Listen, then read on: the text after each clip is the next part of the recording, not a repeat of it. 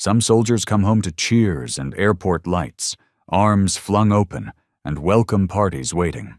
But Jake Winters was not one of them. He returned like a silent gust of wind, cold, unnoticed, bringing with him a war that had ended, but never really stopped. His final flight to the mountain town of Pinnerest was a cheap civilian one. No one waited for him at the destination.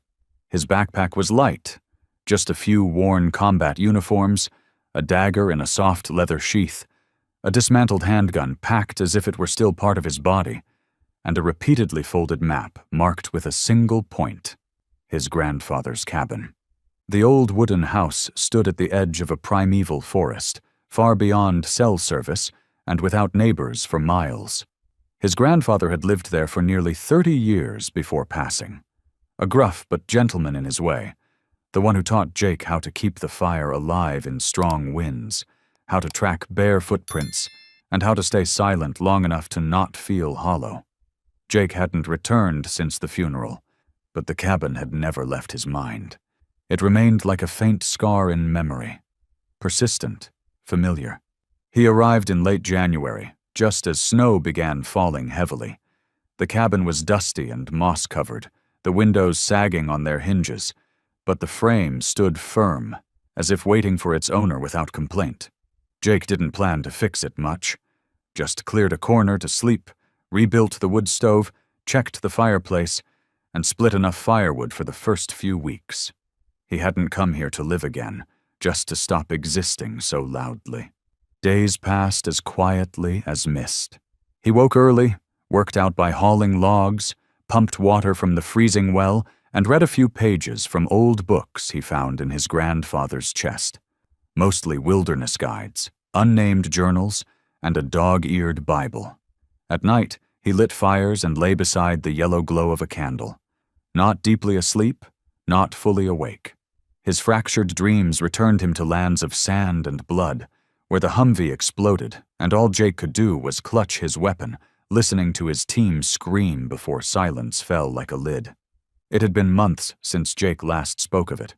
No one asked, and he did not need to tell. The silence of the deep woods was enough.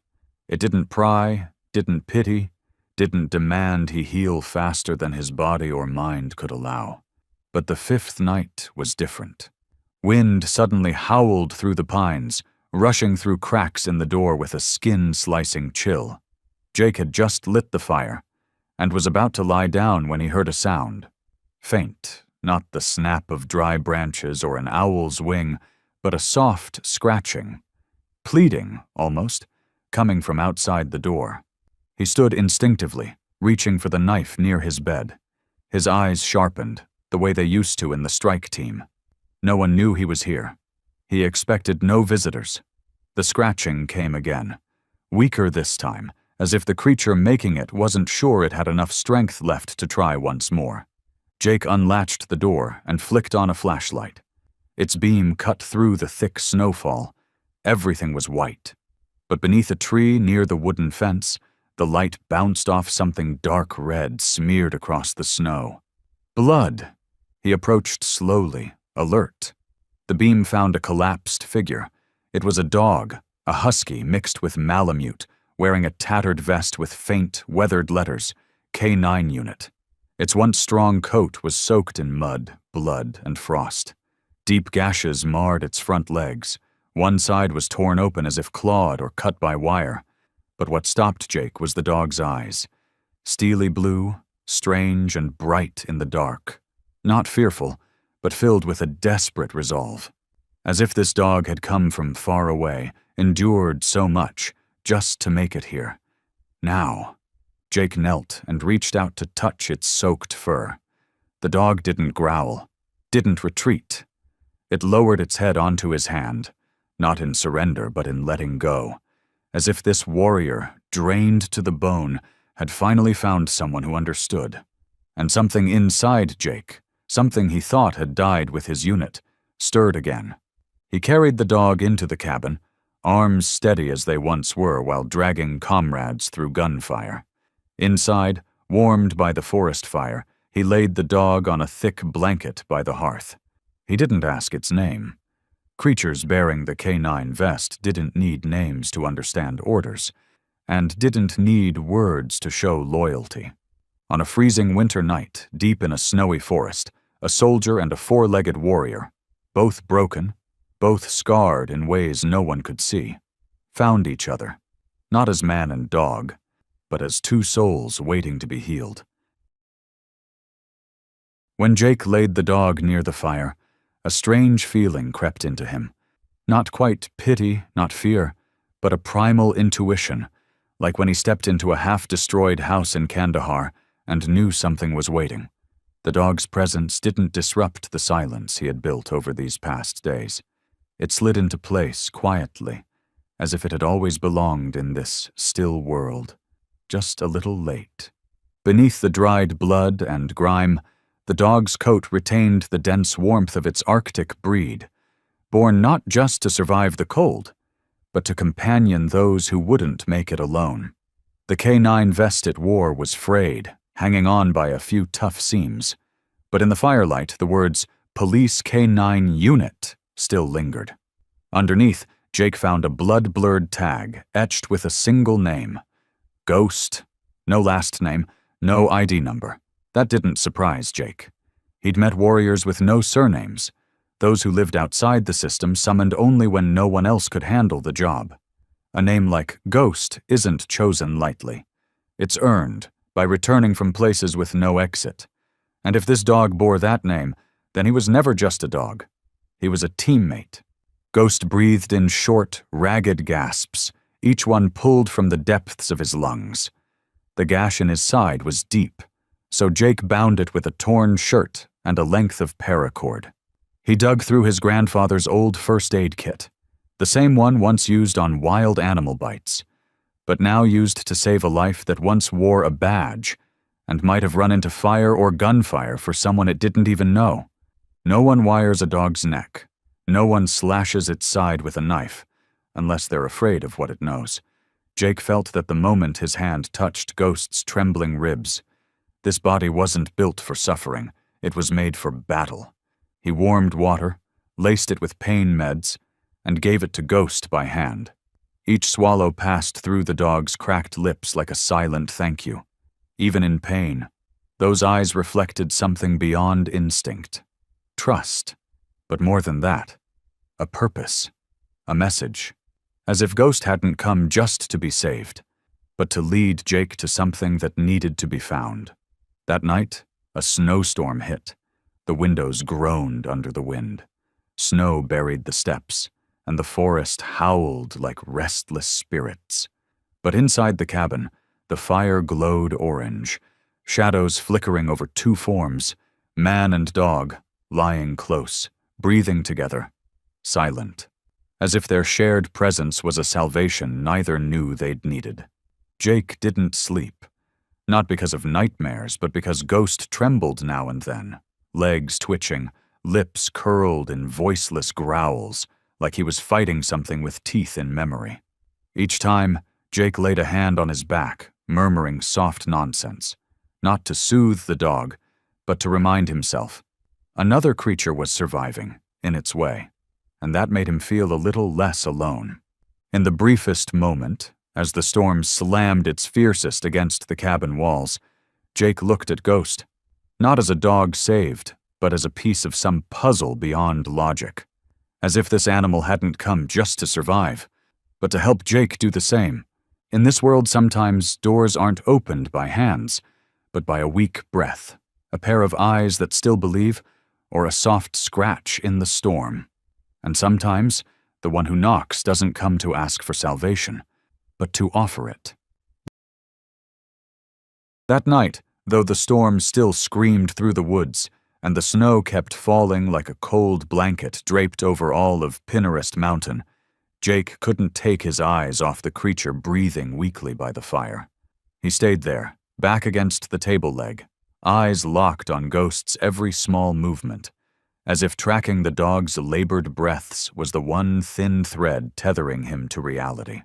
When the firelight flickered against the tattered canine vest, Jake noticed a small piece of metal swaying amidst the wet fur. He leaned forward, reached for the thick collar and read the faded inscription. Ghost, 91st MP Unit, do not separate. It wasn't just a name. It wasn't just a dog. This dog had once belonged to a military police unit, a special operations team, and if it bore the words, do not separate, it meant Ghost had been paired with someone, a handler, a combat partner. Jake's fingers traced the etched letters slowly, his chest tightening with a painful familiarity. He had once had a K9 beside him. His name was Dagger. Brown eyes, floppy ears, always walking half a step behind Jake like a shadow that would never betray him.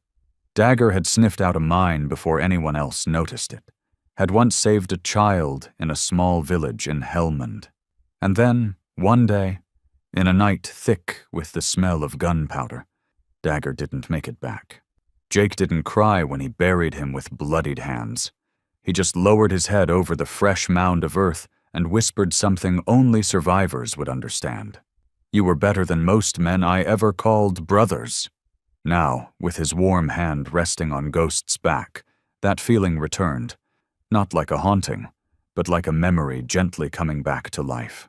Ghost didn't move much, but every time Jake touched him, his breathing steadied, his eyes stopped drifting, and began to focus. As if beneath the blood-matted fur and exhausted body, a soul that had endured for too long was finally allowed to let go. When Jake began dressing the wounds on the front legs, the blood still soaked through the bandages, but Ghost didn't flinch. He endured in silence, no whimper, no twitch. It wasn't despair, it was discipline, a kind of trained stillness, the way elite soldiers learn to go quiet to stay alive. Jake suddenly realized his hand was trembling, not from fear, but from the shock surging back to life inside him. His breath quickened, heart pounding out of rhythm. The cabin faded from view, replaced by sun-baked mud walls, swirling sand, and distant screams echoing across old battlefields. He saw himself crouching over a teammate with half his face gone, blood spattered across Jake's goggles. He saw his hand pressing the evacuation call, eyes staring wide open with no chance to close. He saw himself screaming, but no sound came out. The memory pulled him down, fast, deep, until something stopped it. A small movement, so slight yet strong enough to halt the inner storm. Ghost placed a paw on Jake's knee. Not forceful, not deliberate, but enough to make Jake freeze. Enough to pull him out of the spiral and meet those eyes staring back.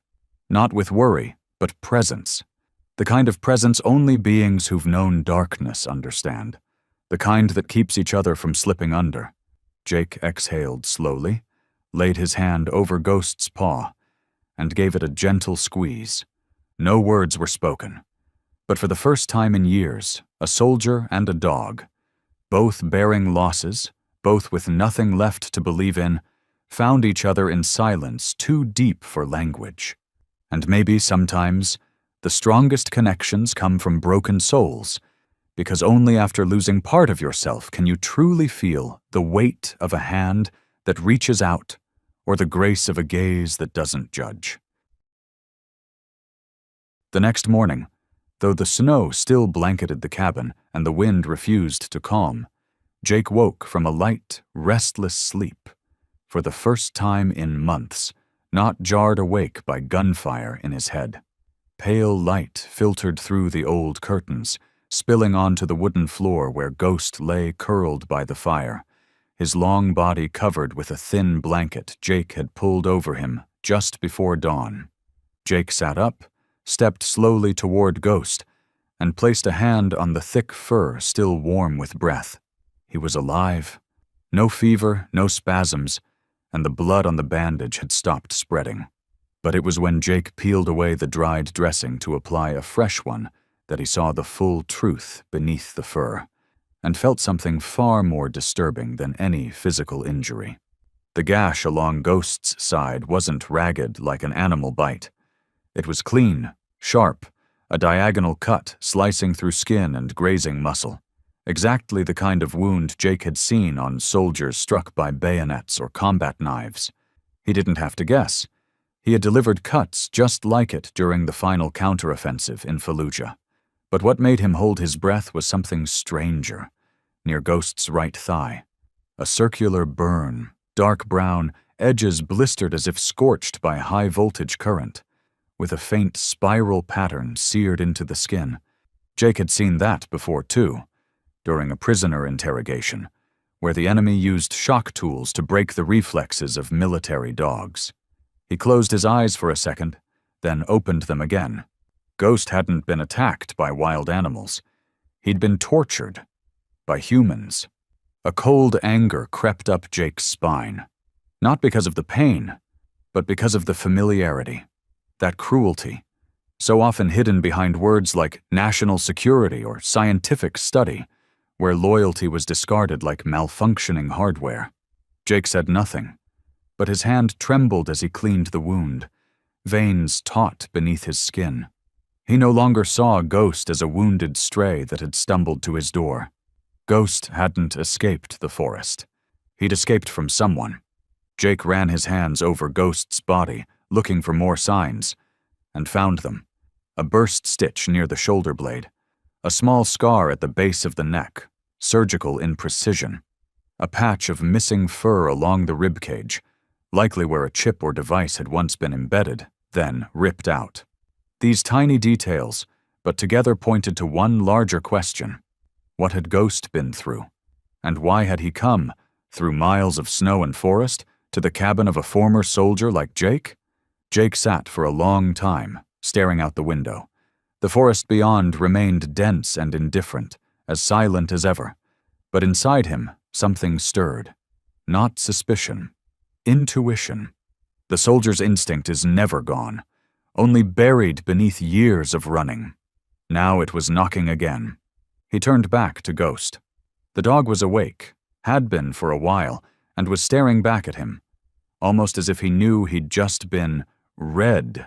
Not with words, but with that shared sense only survivors carry. "You're not just running from someone, are you?" Jake said softly, mostly to himself.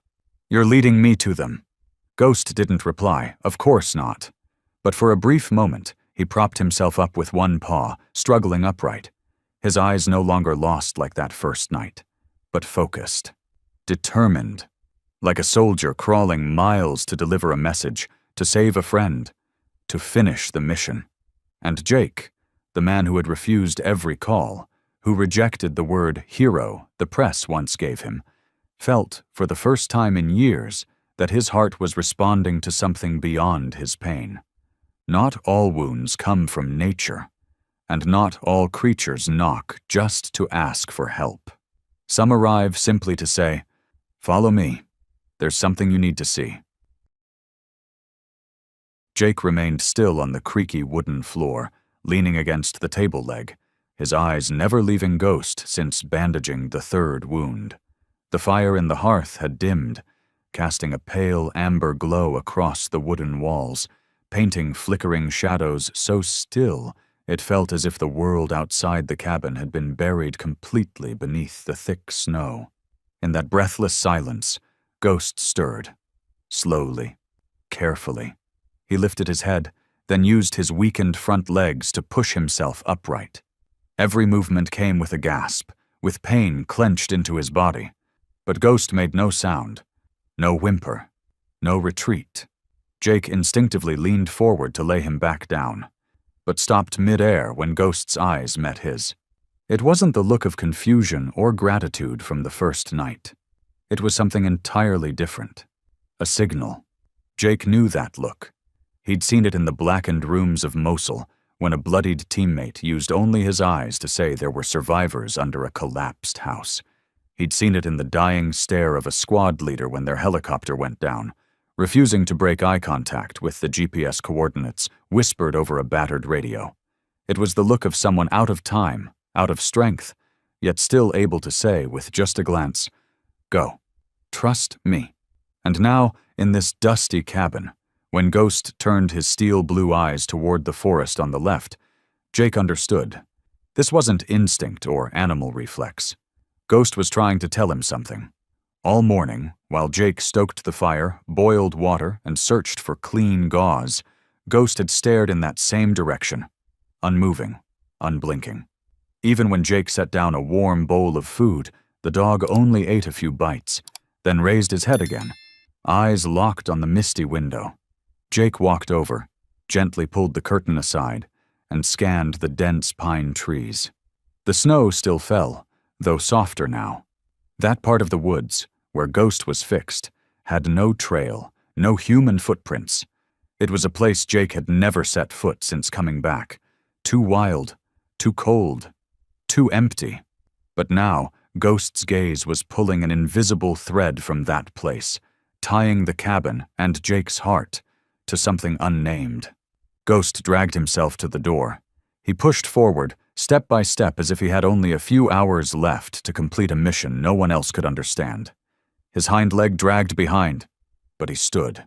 No bark, no whine, only forward. And in that moment, Jake, once a man who only trusted maps, coordinates, and precisely timed operations, found himself believing in one thing alone: a look. He stepped beside Ghost, bent down, placed a hand on the blood-stained collar, and whispered, "You were a soldier once, weren't you?" Ghost didn't move, but his ears lifted ever so slightly, and his eyes softened, as if to confirm silently. Jake stepped back. For a fleeting moment, he felt like he was back on the line, where life and death decisions weren't made by rank, but by instinct, trusting the person next to you without needing to say a word. And Ghost, somehow, had earned that trust without a single command. Jake turned back inside, pulled on gloves, tucked a knife into his belt, and strapped on his canvas bag. He didn't take a rifle, not out of naivety, but because, deep down, he didn't believe Ghost was leading him into a fight. He was being summoned to witness something, to hear something. When he opened the door, the wind sliced in like knives, but Ghost didn't hesitate.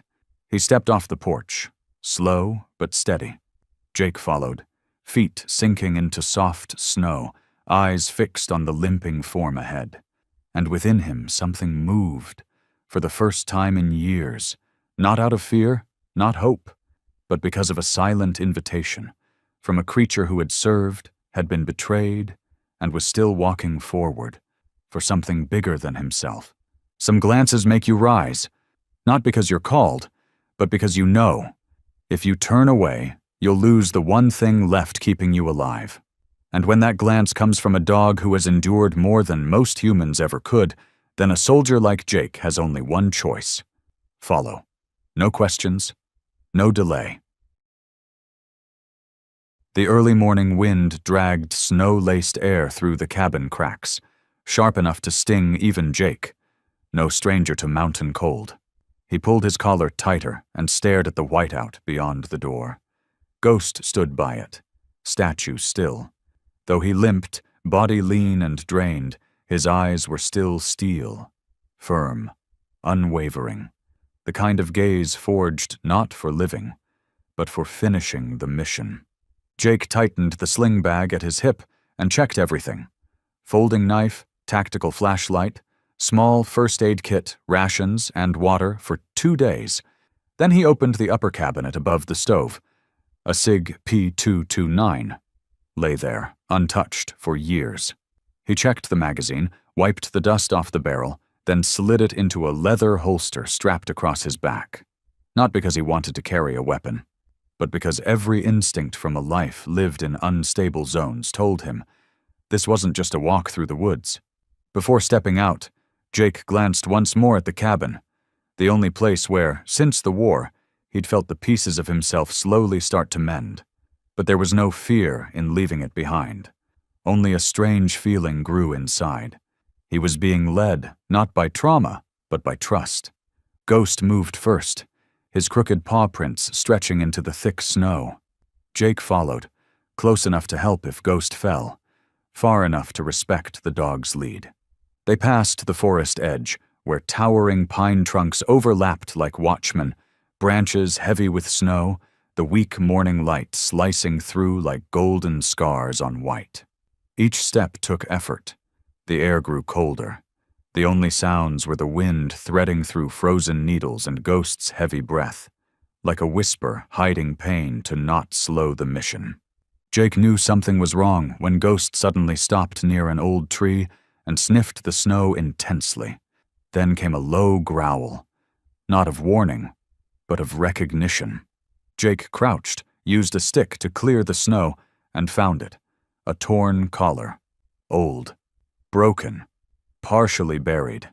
Dried blood stained the fabric. The air thickened. Jake looked at Ghost.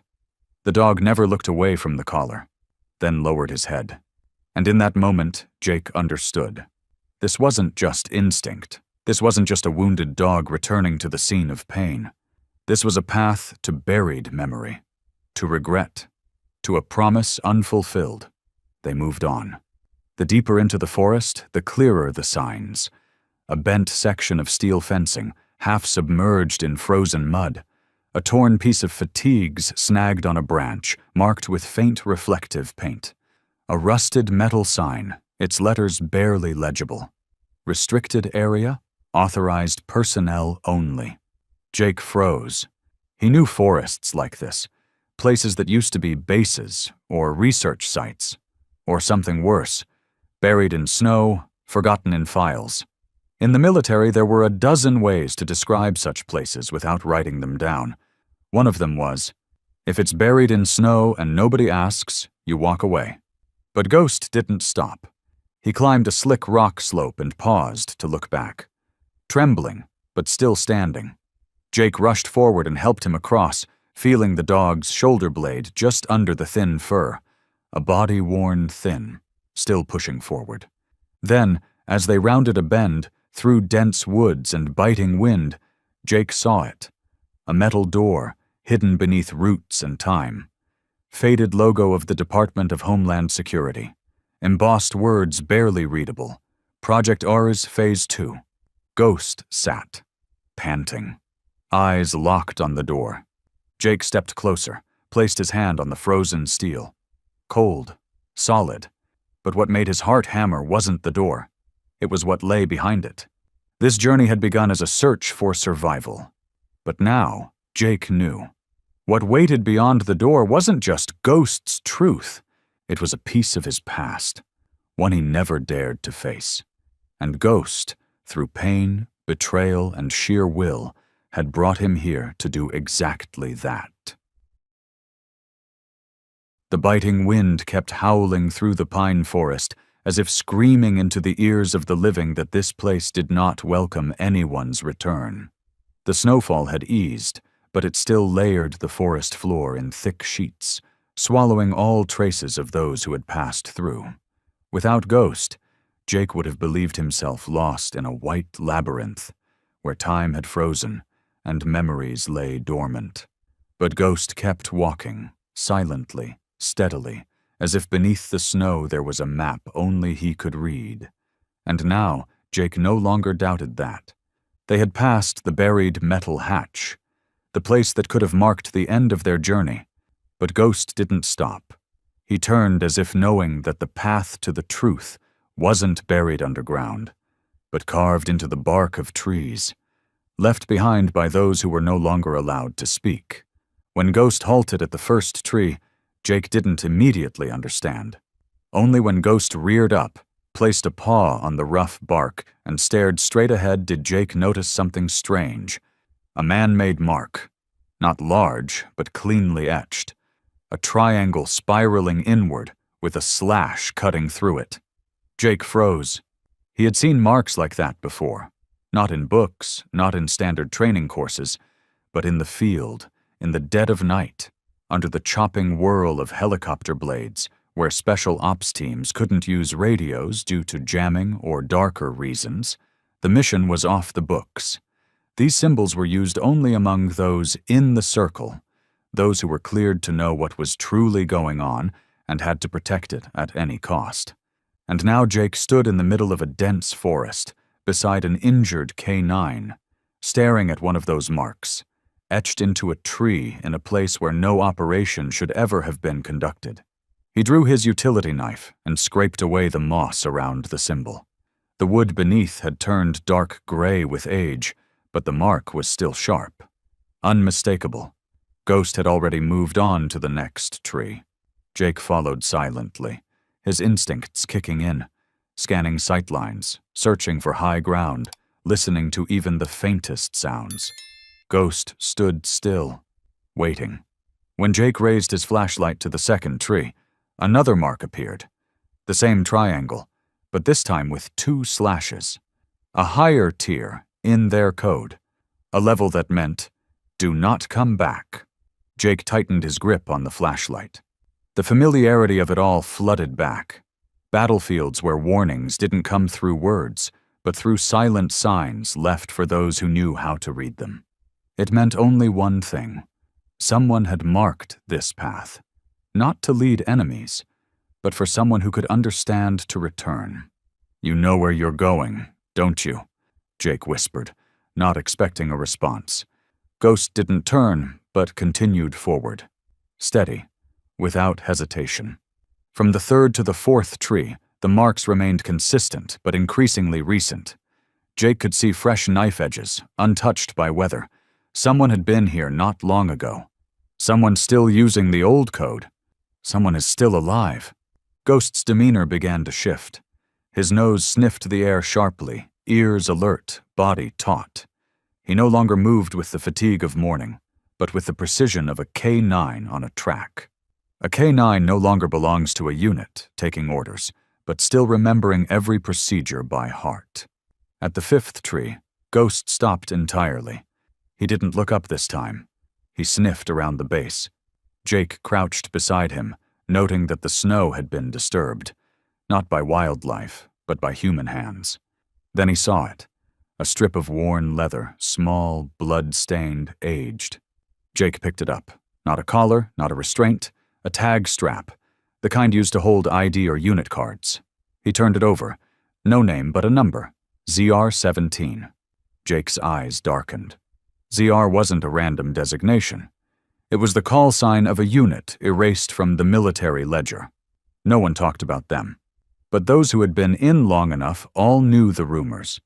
The experimental response team, where humans were no longer the center of the mission, but something else, more dangerous.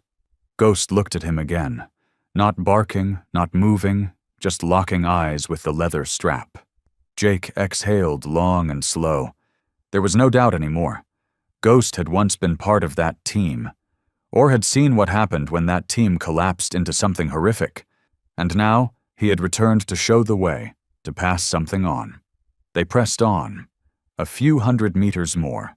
As they went, Jake noticed the distance between marked trees shortening, a form of distress signal. At the 8th tree, Jake found an unfired bullet embedded deep in the bark. Not a U.S. military issue, not standard rounds. You escaped something and now you want someone to understand what happened, Jake said quietly, looking at Ghost. I get it.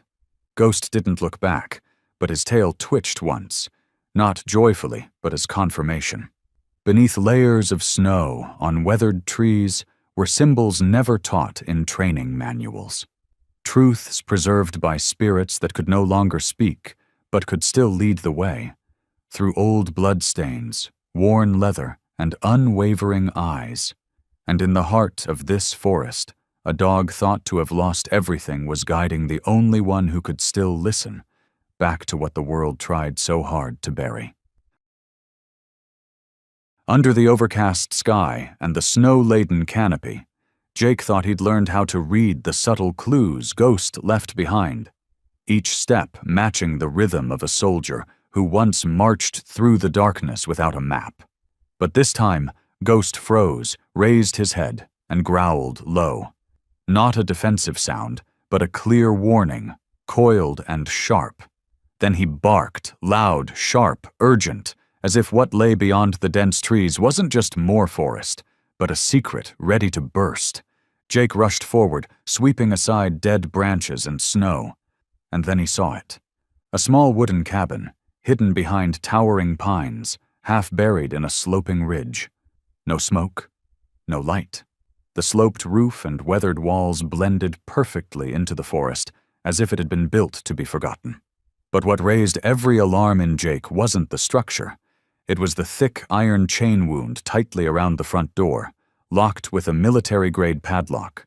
No tracks nearby, no tire marks, no signs of life for weeks, maybe months. Snow covered the steps, but Ghost didn't hesitate. He charged forward, growled fiercely, and planted himself in front of the door. No fear, only a rage so deep that every strand of fur along his spine stood up. Jake stepped closer, eyes fixed on the chain. "You've been here before," he murmured, more to himself than anyone. "Or you were brought here." He drew his knife and examined the lock, too strong to cut with ordinary tools. After a moment's pause, he pulled a thin steel wire from his pack, a survival tool he once used in Afghanistan, threaded it into the gap between shackle and lock, braced it tight, and yanked hard. After a tense minute of straining and the only sound being Ghost's heavy breathing, the padlock snapped open with a dry crack that echoed across the frozen woods. The door didn't open immediately. It was stuck or braced from the inside. Jake shoved hard, leaning into it like breaching a door during an urban sweep. The wood creaked, cracked under pressure, and finally gave way. Inside was pitch black, icy, and the smell that rushed out wasn't animal decay or mold. It was something chemical, sharp like chlorine but tainted with rusted metal. Jake raised his flashlight and swept the room. No one there. But the cabin wasn't abandoned. There was little dust. Surfaces were covered with thin plastic sheets. On the wall, a pinboard, scattered black and white photos and vague schematics, all marked in red ink. A few old electronic devices sat on a shelf. Outdated, but once military grade. Ghost stood at the door, refusing to enter. His ears pointed toward the far left corner, where a smaller door was shut tight. Ghost's eyes now burned, not with fear, but with fury. The kind of fury that lives only in those who have been deeply hurt, and remember exactly who did it. Jake laid a hand on Ghost's head. "I'll go first." He stepped in, every move measured like entering hostile territory, where anything could explode underfoot. His hand hovered near the SIG pistol, still holstered, but ready. The flashlight swept each corner. A rusted filing cabinet, a broken tracking device, and a dog collar hanging from a wooden hook. Leather, worn, clearly marked. Ghost. ZR-17. Jake stood frozen. Ghost still didn't enter, but he had seen it. He trembled, growled softly, then turned away, as if he could no longer bear to look. "This isn't a home," Jake whispered. "It's a lab, or worse, a checkpoint." On the desk, Jake found a small file, sealed in a plastic sleeve. The label scrawled by hand. Specimen 7, handler terminated. Return unsuccessful. Containment risk high. Jake didn't read the rest. He didn't need to. He already understood enough. Ghost hadn't been abandoned. He had been imprisoned, experimented on, and the one who walked beside him never made it out. Some doors don't lead us out. They lead us directly into what we've always tried to avoid. But when a loyal dog barks not out of instinct, but memory, it's not a call. It's a demand to witness, no longer a request, a responsibility. Just as Jake set the file down, not yet reaching the final page, Ghost suddenly changed. From his alert stance, he shifted into something sharper, ears high, head snapping toward the far corner of the cabin, where a small door blended into the wooden wall, as if it had been hidden on purpose. Ghost stepped forward, not growling, but releasing a low, suppressed whine, a sound Jake had come to recognize as a signal of fear interlaced with life. Without hesitation, Jake drew his sidearm, leaned to the wall, and pressed his ear to the door. Silence. But the air behind that thick wood felt dense. Not with objects, but with years of containment and something that had waited too long. His hand turned the knob. It wasn't locked, only jammed. One hard push, and it gave, creaking like a spine breaking free from years of being frozen in place. The room was small, poorly lit by the dying glow of an oil lamp on a shelf, and in that light he saw him, an old man, skeletal, shackled to a rusting iron bed. Jake moved in, gun still drawn but lowered. Ghost slipped past him and approached the bed, then froze. He didn't bark, didn't growl. He simply stood there, eyes locked on the man who lay gasping, each breath sounding like a battle. Jake angled his flashlight. Beneath the blanket, the man's body was skin and bone, his wrists locked in old iron cuffs, chained to the bed frame. But the moment their eyes met, Jake's breath caught. Not at the sight of the restraints, but at the emotion flooding the man's face, astonishment, grief, and recognition. "Samuel?" Jake asked softly, uncertain. The old man gave a slight nod, lips cracking as he whispered, "Ghost came back?" Ghost stepped forward, pressing his nose into Samuel's free hand, then gently nestled his head into the palm like a child returning home from a nightmare. Jake knelt beside the bed, pulled out his knife, and began working on the cuffs. "Why are you here? Who did this to you?" Samuel shut his eyes, too weak to answer immediately. His hand, however, never left Ghost's head. From that single point of contact, something ancient and unspoken flowed. Love, loyalty, and a bond stronger than any chain. Jake pulled the blanket further down to assess him. The old man was in critical condition, shoulders sharp, legs mildly swollen from immobility. No wounds, no bruises. They hadn't tortured him. They'd imprisoned him, to keep him silent. Ghost never left his side, watching Samuel as if nothing else in the world existed. Jake retrieved his canteen, opened it, and lifted Samuel's head gently, giving him small sips. When his lips were wet enough to speak, Samuel murmured, "They didn't want me alive to tell the story." Jake leaned closer. "They?" Samuel nodded faintly. "The ones who turned Ghost into a weapon, and failed. They thought I'd died. But I lived, for Ghost, and for what they couldn't bury." Jake began to see it now. Ghost didn't lead him here to find a lost handler. He led him here to recover a witness. Samuel grasped Jake's wrist with surprising strength. "You a soldier?" "Army Ranger," Jake said. "Discharged after Mosul." Samuel's eyes brightened, a flicker of awareness passing through them. "Then you know what it means when a unit disappears off the books." Jake nodded slowly. "What unit was Ghost with?" Samuel closed his eyes. His breathing rattled, but behind his lids, something lit up, not with life, but with truth. Just as he began to speak, Ghost jerked his head toward the door, ears high, a low growl rising in his throat. Jake rose immediately. "Someone's coming!" A soldier left behind. A dog that returned. And a secret never filed in any official report. When the past is locked down with chains and silence, sometimes only a loyal dog can pull it back into the light. Ghost didn't return for the past. He came to give the present a chance to make it right. As Ghost kept his eyes fixed on the window, the air inside the cabin thickened. The fading light outside turned the snow into a haze of gray and steel. Jake quietly resecured the door and lowered his flashlight beam, just enough to see without giving himself away. He returned to Samuel, who had drifted into a fragile sleep, his breathing so thin it felt like the final thread tethering him to the world. Ghost sat beside the bed, unmoving, eyes fixed on the old man's face, like a sentinel with no orders, surviving only by memory and instinct. While inspecting the bed, Jake noticed a slight dip in the floor beneath. Too subtle to be accidental.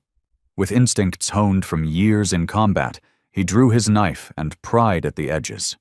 A floorboard gave way, revealing a journal. Leather-bound, dark brown, with frayed corners and what looked like dried blood along the edge. Jake blew away the dust. One faint line was scrawled across the cover.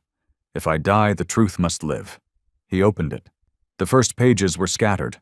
Dates, medication doses, temperatures. Notes scribbled by a man fraying under captivity. But by page 5, the writing steadied, as though the writer had found purpose again. Day 13. I don't know morning from night anymore. I don't know if time is being stolen, or if I'm simply fading out of it. Ghost has returned. Thin, frantic, wounded. But his eyes are still the eyes of the pup I trained. He didn't leave me. Jake felt his throat tighten. These weren't just diary entries. They were a plea, a last testament from a soul who had waited too long to be heard. He turned the page and froze at a name. Victor. Victor, my grandson. He said he loved me, and then he chained me here, for something he has no right to, the war's gold map. Jake squinted at the next line. Gold? War? The entry continued. No one knows that beneath the eastern mountain lies a gold mine once used by French soldiers to secretly transport funds. They were ambushed. The mine collapsed. I'm one of the few survivors. I kept the real map, not for greed, but because I buried my brothers there. And the secret doesn't belong to the highest bidder. Jake's grip on the journal tightened. This wasn't just about Ghost or Samuel anymore. It was buried history and blood betrayal. Ghost approached and sat beside Jake. He didn't bark. He only let out a quiet, trembling whine. Confirmation. Jake turned to the final page. The handwriting was weak, almost disintegrating. I don't know how long I have left, but if someone finds this journal, take it out of these woods. Don't let Victor use Ghost as a shadow of ambition. He deserves to be free. And if possible, let the world remember him not as Specimen 7, but as Ghost, the dog who never left the one he loved. Jake's hands trembled. He hadn't seen loyalty carved into ink like this in years. Ghost wasn't just a survivor. He was the last bridge between a silenced past and a dangerous future. Victor wasn't after gold. He wanted silence, erasure. He wanted to turn Ghost into an empty tool with no memory left. Jake slipped the journal into his jacket. He looked at Ghost and said, "We're not just saving him. We're taking the truth with us. And you? You're never going to be anyone's tool again." Ghost wagged his tail, not joyfully, but steadily, like a soldier ready to return to the field, for something worth fighting for. In the broken scrawl of a betrayed old man, a dog had kept his vow, not out of obedience, but because he knew that sometimes only he can carry memory back into the world alive. The fire crackled in the old iron stove, casting flickering light on the cabin's dark, damp wooden walls, drawing out long, jagged shadows like torn memories. Samuel had drifted into sleep, or more accurately, into a haze between dreams and waking, between a body giving up and a soul still clinging to life. Ghost hadn't left his side. He lay at the foot of the bed, head resting on his front paws, eyes half closed but ears alert, muscles gently tensed as if still ready to fight. Though no enemy had yet shown its face, Jake sat slumped by the table, holding the worn leather journal they'd found. The firelight flickered across his face. Not young, not quite old, but marked by years of endurance more than living. Samuel's handwritten scrawl still echoed in his mind, like lashes on memory.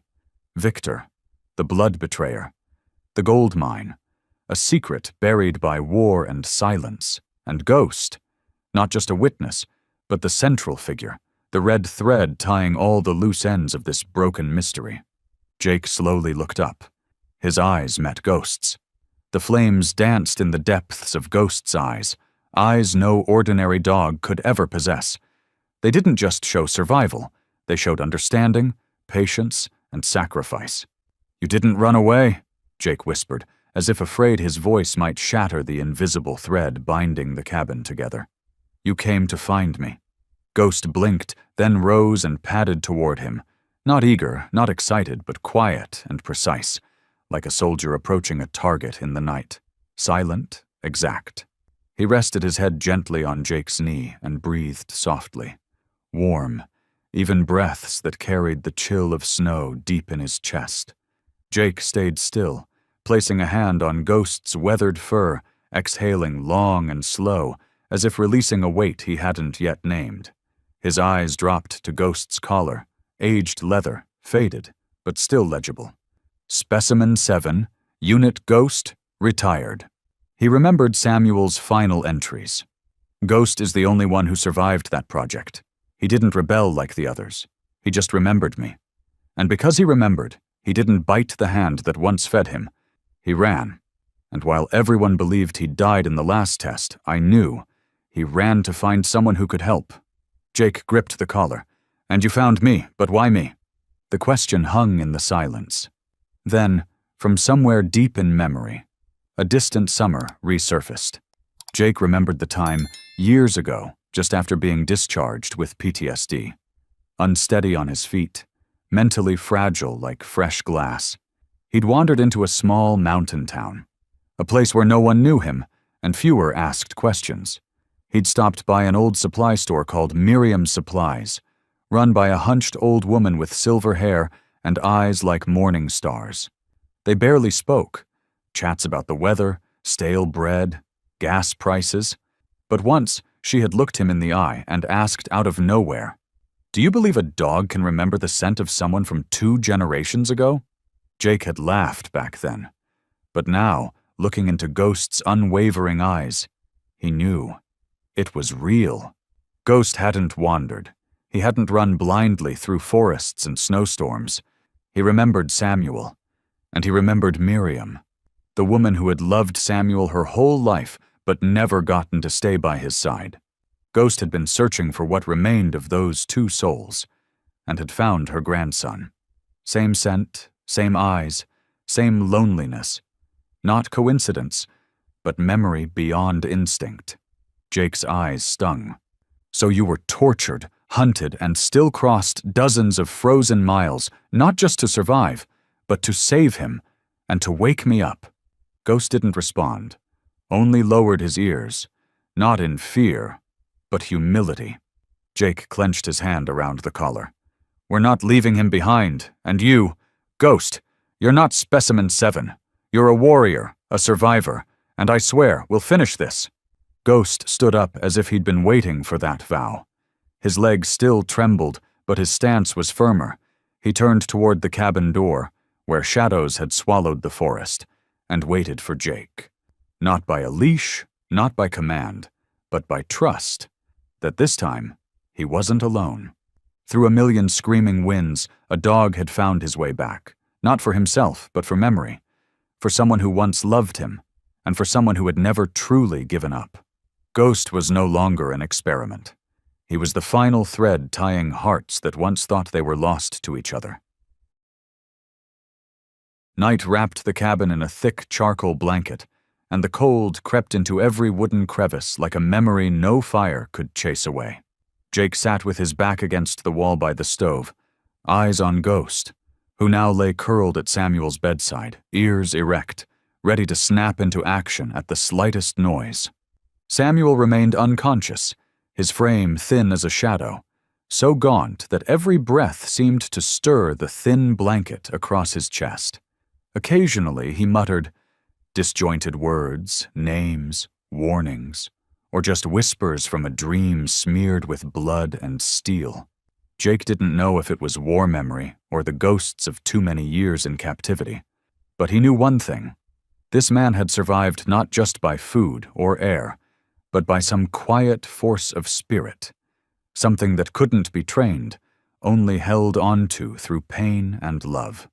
Then, Ghost shot up. No bark, no growl, just a shift from rest to full alert, body rigid, eyes fixed on the door, breath sharp and shallow. Jake knew immediately someone was coming. He stood, gripping the pistol already in his hand, every sense pulled taut like an overturned wire. Outside, snow had started to fall again, fine flakes, thick enough to mute the world. And then, 3 knocks. Not hard, not rushed, just enough to be heard. Just confident. Jake said nothing. A voice called through the door. A man's voice. Calm, clear, every syllable crisp. "Jake Winters? I'm Victor. I believe you've met my grandfather." Jake tightened his grip. Ghost began to growl low, a sound like a blade tearing through still air.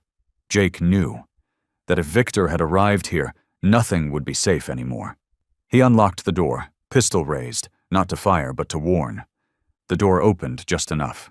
A man stood outside, tall, polished, wearing a thick coat with no snow on the shoulders, hair neatly combed, leather shoes gleaming like they'd never touched a forest floor. Something about him didn't belong in this setting, and that made him more dangerous than any man with a gun. Victor smiled slightly. Not forced, not friendly, just enough to show control. "I didn't mean to intrude," he began. "Noticed the vehicle missing off the trail. Figured you were inside. I'm here on schedule, medicine, food, wellness check. My grandfather tends to panic lately, so we try to keep someone nearby." Jake didn't respond. Eyes locked on Victor. The gun was still raised. "Chaining him to the bed with iron shackles, that's what you call care?" Victor blinked, not flustered. He took one calm step forward and sighed, as if explaining something to an overreacting friend. "We had no choice. He strangled a nurse. Said she was a spy. I love him, I do. But when someone starts rambling about gold mines, war conspiracies, and being assassinated by his grandson, you see the dilemma, don't you? How do you tell what's real and what's delusion?" Ghost suddenly snarled. He stepped outside, placing himself squarely between Jake and Victor, growling as he could tear through the air. His gaze, this time, wasn't reactive. It was betrayal turned to fury. And Victor, for the first time, paused. He looked at Ghost, tilted his head slightly. "Still alive?" he murmured. Not surprised. Regretful. "Truth is, I had hoped you were dead. Would have been easier for everyone." Jake's teeth clenched. "What the hell were you planning to use him for?" Victor's gaze darkened. "No more hiding. Ghost isn't a dog. He's a project, a result.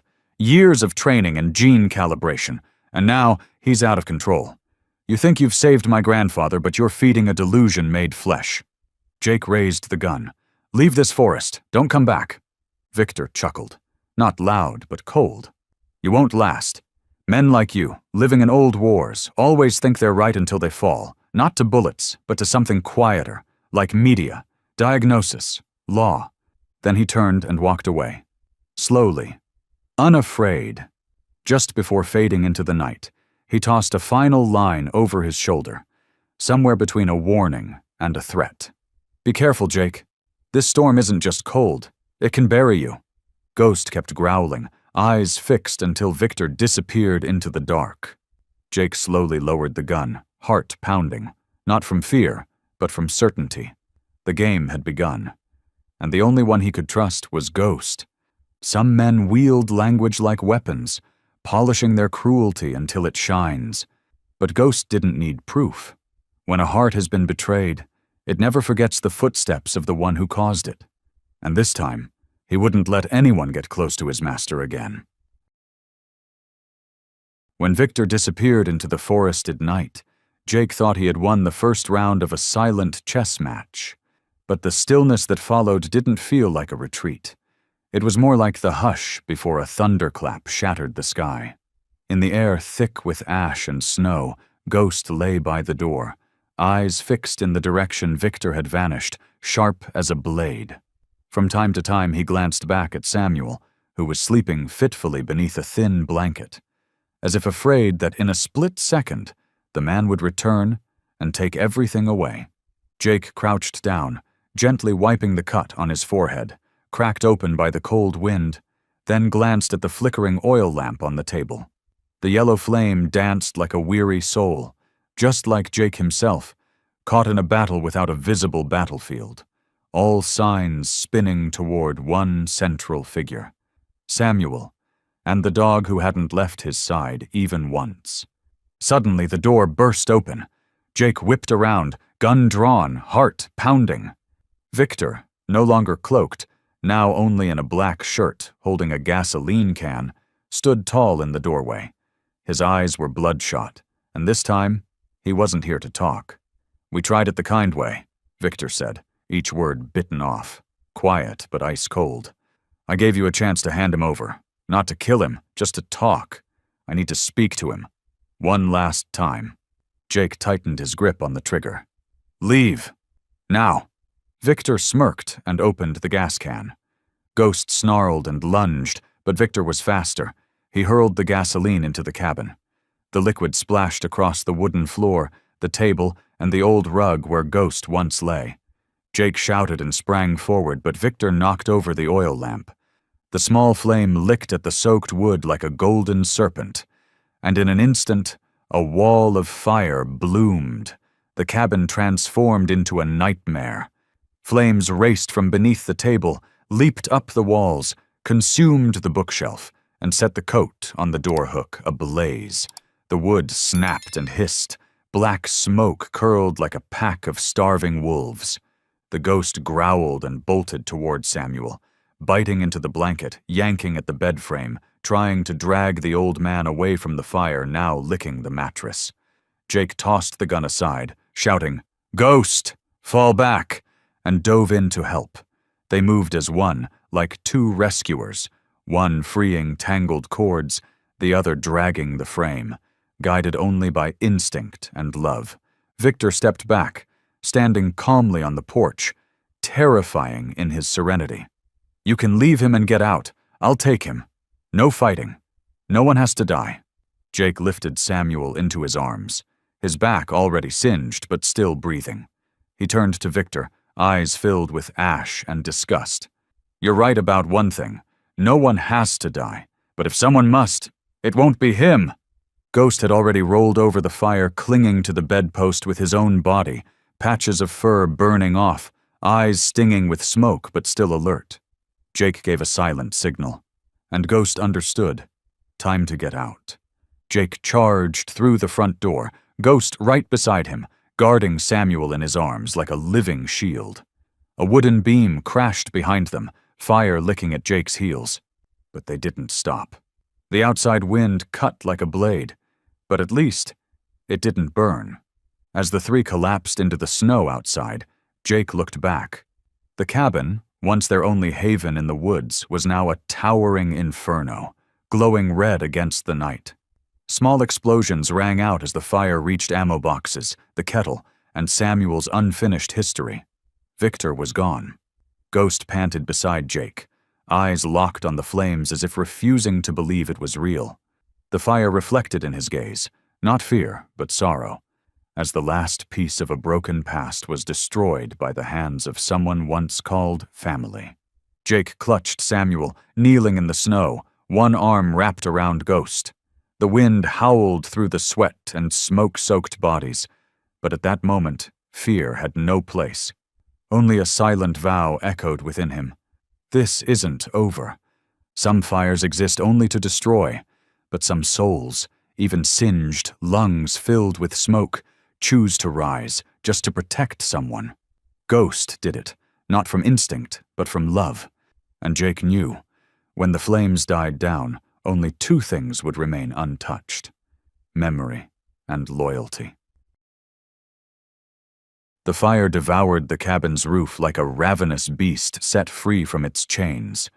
The door collapsed behind them, casting sparks in a blazing arc across the freezing snow. The cracking wood and snapping flames echoed like battlefield gunfire, joined by the howling wind that screamed through the forest like a mourning spirit. The sky behind Jake and Ghost burned a savage orange, reflected in their eyes not as panic, but as the purest resolve. Survive, not just for themselves, but for each other. Jake, covered in soot, still clung tightly to Samuel, his body as light as a drenched sheet, head down, pushing through thick snow, each step heavy as lead, but he wouldn't allow himself to stumble.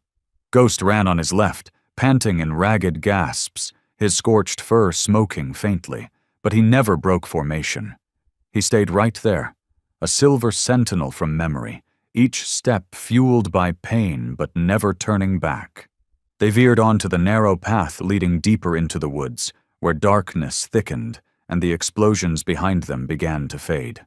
The snow underfoot was no longer smooth. It gave way to rough terrain, roots jutting out, rocks hidden beneath the ice. Dangerous. But Ghost led on, as though he'd memorized every twist of this land. Limping, yes, but steady. With each determined step, he seemed to be walking through a pain he already knew. Suddenly, a strange sound echoed from the right. A hoarse, guttural groan, choked as if the fire had sucked all the breath from its source. Jake turned, eyes locking on the source. On the uneven snow behind them, Victor, his clothes scorched, half his face swollen, hand bleeding, was crawling. Not walking, not running. Crawling like a creature flung out of the nightmare he had created. Each movement smeared blood and smoke into the snow, a stench of burnt flesh hanging thick around him. Jake froze. For a heartbeat, the battlefield of Afghanistan returned. Fallen enemies, eyes begging for mercy. But beside him, Ghost stepped forward, standing like a wall, no command needed. He looked at Victor, not with hatred, not with fury, but with something harder to name, as if seeing a lost soul, someone who had once been family, once trusted, now irretrievably lost. Ghost stepped closer, then stopped. His eyes flickered. Mercy? Or finality? Victor raised his hand. Blistered, oozing blood and pus like a wounded animal at the end of its road. His voice broke, the words gasping through shredded lungs. I didn't want him dead, I just wanted the map, I needed it. Jake took a step forward, but not to save, not to help. He spoke, voice so low the wind itself fell silent. You had everything. He trusted you, chose you, and you burned that trust like you burned that home. What gold can pay for that? Victor said nothing. He collapsed, hand still reaching toward Ghost. But the dog had already turned away. Ghost turned, quietly returning to Jake's side, like a soldier who had made his final decision. Not by command, but by heart. He chose life, not revenge. No reason to linger where betrayal lives.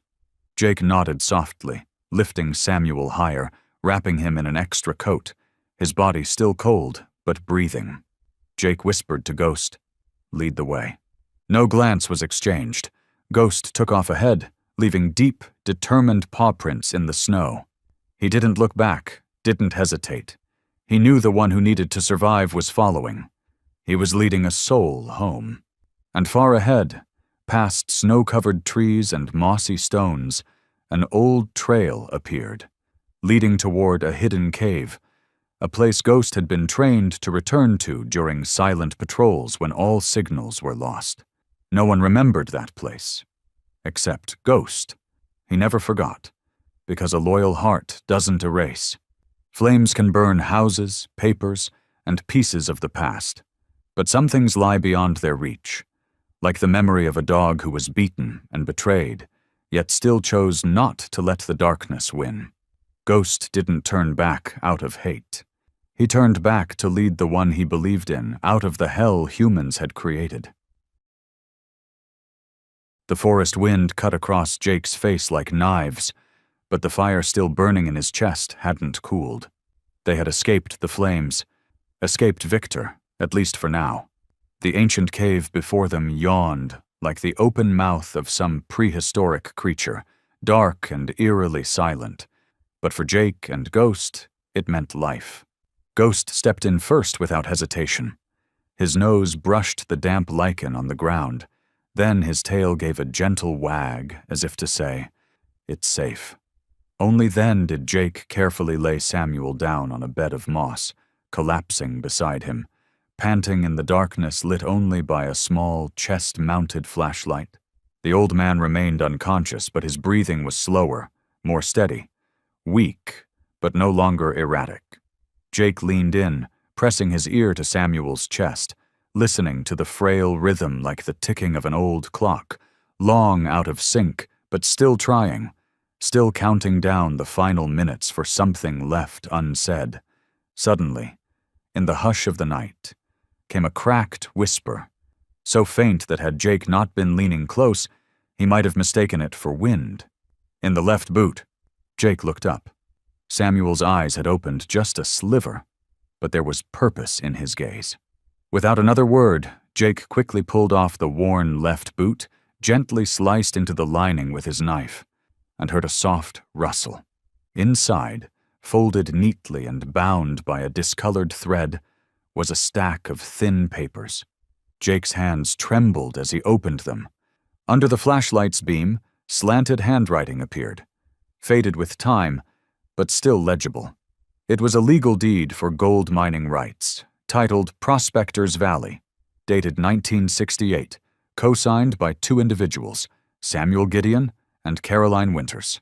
Jake froze. That name, Caroline Winters, wasn't unfamiliar. It was his grandmother, a woman who'd passed away when he was still a child. His mother had spoken of her with a far-off gaze and a voice heavy with both nostalgia and sorrow. He'd never imagined she had anything to do with a gold mine. Never imagined that the woman who taught him to plant potatoes, make raspberry jam, and write letters by hand had once signed ownership of something so significant. Jake turned to look at Ghost, as if seeking confirmation.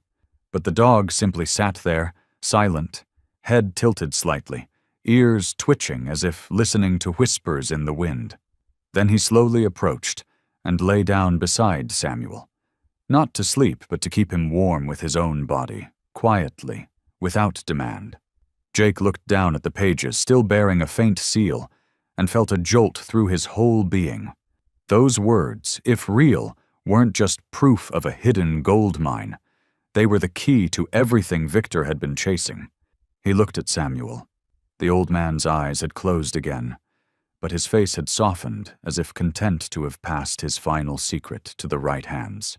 And Ghost, from the very beginning, had been the one to guard that secret more securely than any vault. It was then Jake understood. Ghost hadn't just come to save Samuel. He came to deliver a legacy, not gold, not ownership, but truth. A truth long buried beneath the dust of war, greed, and betrayal, now brought into the light by a dog who had once been beaten, abandoned, and still chose loyalty to the very end. Jake gripped the papers tightly, his chest swelling with an emotion that felt like both lingering fire and fresh rain. He turned to Ghost and spoke softly, not knowing if it was for the dog or himself. "We'll protect him, and we'll protect this memory, no matter the cost." Ghost didn't respond, but he gently rested his head on Samuel's legs, closing his eyes. His chest rose and fell slowly, as if lulling the old man into a peaceful sleep, one without fire, without chains, without Victor. Only the silent glow of unwavering loyalty remained. Some legacies don't rest in vaults or bank accounts. They're hidden in the mud of an old boot, lying in wait, not for the fastest hands, but for the most worthy. And sometimes it's a dog, through eyes that understand more than any words, who guards that treasure for a lifetime. In the silent dark of the cave, where the trembling flashlight flickered across patches of moss and wet stone, time seemed to pause. There were no more crackling flames, no stinging smoke, no Victor screaming into the snow, only three still figures, each with their breath, now bound by something deeper than fear or bloodshed. Jake remained kneeling beside Samuel, one warm hand resting gently on the chest of the old man who was slowly waking. Ghost lay on the other side, head lightly pressed against his former master's leg, eyes half shut like a door quietly watching both past and present. When Samuel blinked open, the fever had eased slightly, and his gaze sharpened. It was deeper now, as if it peered through space, searching not just his memory, but one long buried. "What did you say your name was?" he whispered, voice hoarse but clearer. Jake Winters," the younger man replied, leaning closer. "Grandson of Caroline Winters. She lived down in the lower valley. She passed away in 2001. It was like a hammer striking memory." Samuel's eyes widened, lips trembling. Then a whisper, almost lost in the wind that hissed through the stone. "Caroline." He repeated the name, very softly, but Jake heard it like a prayer that had waited years to be spoken aloud. "She survived after everything?" Samuel asked. Not quite to Jake, not quite to himself. "I thought the war took it all. I tried, I wrote, but no one replied." Jake didn't know how to answer. No one in his family had ever mentioned Samuel, or any man connected to his grandmother's past. Caroline Winters had always been a gentle memory. Silver hair, apple pie, a voice like a lullaby, hands scented with peppermint oil, a woman who never spoke of war, loss, or first love. But now her name was tied to a deed buried in an old man's boot, and guarded with the life of a dog named Ghost. Samuel turned his head slightly, trying to see Jake more clearly. "You have her face, especially the eyes, so much like hers." He paused, then smiled. A tired smile, but with the peace of something released. "She used to say, if there were grandchildren one day, she hoped one of them would return, to hear the rest of the story." Jake bowed his head. He no longer felt like a lost veteran in the woods, but a thread in something larger, a line that stretched through generations, stitched by silent love and loyalty that would not break. Ghost now stirred. He circled once around Jake, then lay down beside him, resting his head in Jake's cupped hands. His eyes glowed faintly in the dark, not fiercely, but gently, as if understanding what had just taken place. The journey he had made, through blizzards, through beatings, through captivity, had not been in vain. He had brought together two torn pieces of one life. Jake gently stroked Ghost's head. His fur was coarse, still singed, but warm, not just with heat, but with the spirit of a being who had chosen loyalty as his purpose. Samuel reached toward Jake. "Caroline never left me, though I thought she did. That deed she kept her half," she said. "One day my Jake will need it." Jake froze. "She mentioned me by name?" "She didn't know it," Samuel chuckled weakly, "but she believed that someone with her blood would find their way back." Jake looked down at Ghost. All unnecessary questions melted away in that quiet gaze. Ghost was the compass. Ghost was the bridge. Ghost was the living witness of a promise once made beneath the moon by the river, where Carolyn and Samuel sat through a sleepless night before war tore them apart. And now, decades later, Ghost had made his final journey, to return that promise to where it belonged. Some bonds are stitched not by memories but by wounds, and some dogs, like Ghost, don't just remember. They live to preserve those invisible threads between souls that once loved, once lost, and finally found their way back when time was calm enough to heal. The pale morning sun barely pierced the dense pine canopy, casting only a faint golden streak onto the forest floor. The woods lay quiet, as if the fire from the night before had never happened, as if no confession had been uttered in a cold cave, and as if a gaunt dog named Ghost hadn't just guided a reunion that spanned decades. Jake led Samuel out of the cave at first light. Though the old man was past his feverish delirium, his breath remained labored, his heartbeat as fragile as thread. Ghost walked ahead, slow, deliberate, as if knowing that this time safety mattered more than speed. They reached an old hunting cabin, one Jake had once visited with his grandfather during winters long past. The structure had barely held together. Only the main frame stood firm, with leaning walls and a roof rusted through. But compared to blizzards and danger, it was enough to call shelter. Jake gently settled Samuel onto a straw mattress covered in aged animal hide. He built a small fire from dry wood stashed beneath the floorboards and scraps of fabric left in a wooden chest. The fire flickered, casting a warm glow on Samuel's pale face, which softened under the heat. Ghost lay by the doorway, eyes fixed on the forest ahead. And Jake, once used to vigilance, began to feel it too. Something wasn't right. No birdsong, no rustle of leaves. Just wind, and that silence. It was too thick. Ghost raised himself, nose brushing the ground. His ears perked, his body tensed in a posture Jake knew all too well, alert, cautious, not hunting, but expecting. Ghost didn't panic. He only froze when he was certain something was coming. Jake stepped quietly onto the porch, scanning the trees. The trunks stood still. But it was that very stillness that made his neck prickle. Raised in the mountains, having survived war zones, Jake knew the most dangerous sound was not a noise, but silence with intent. Then it came, a faint crack of a branch, as if a bone snapped beneath the snow. Ghost turned his head the same moment Jake did. No need to speak. They both knew. Someone was watching them. Jake backed inside, gently sliding the bolt, without fully closing the door. He went to the old weapons chest. Inside were a rusted Remington, a few aged rounds, and his grandfather's combat knife. Not much, but enough for a close fight. He turned to Ghost, giving a silent signal. Ghost nodded. No bark, no growl, just his eyes, telling Jake he'd give his life again if he had to. A cold whistle cut through the forest. Not a wolf, not wind, a deliberate signal. Short, controlled. Jake muttered, almost to himself. Not Victor. Then he understood. Victor, cruel as he was, acted on instinct. He struck, cuffed, and threatened with fire.